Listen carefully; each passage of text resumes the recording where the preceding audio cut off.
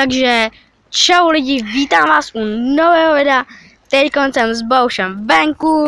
Čau! A teď budeme natáčet cestou, protože za chvilku máme jít domů. Teď jsme venku před školkou. Vidíte? A Bouš tady dělá kraviny. Počkej, Filipe, stop to. OK, počkejte chvíli. Nebo za chvilku. Takže omlouvám se, Bohuš mi něco říkal, to neřešíme. Teď budeme původně točit různé takové věci, prostě okolní a tak. Takže Bohuši začínají. Co? Jo, čau. My tady teď stavíme naše doupy, ale moc se nám to nepovedlo. Ale bude tady naše skrýš, která bude úplně dobrá. Ale bude to trvat pár měsíců, než to dostavíme. Ale máme tu dobrý věšák, věšák, ty listy a tady postavíme aspoň takovej úkryt. No, tady se koukněte, že tady máme všechno úkrytu a všechno, co potřebujeme. Pojďte za mnou. Tak jdeme. Tady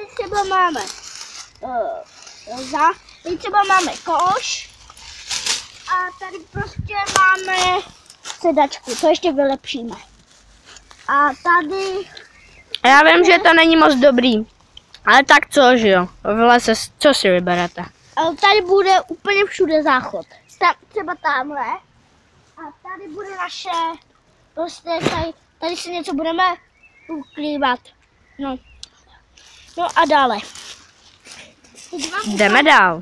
Teď vám ukážu jeden klasik. Tenhle je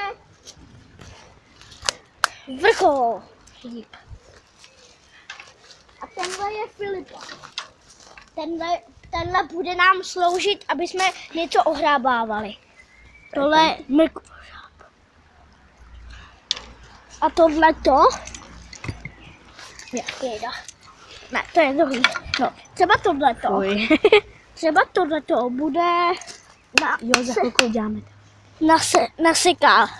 Takže chvilinku si počkejte, za chvilku uděláme další. Takže čau.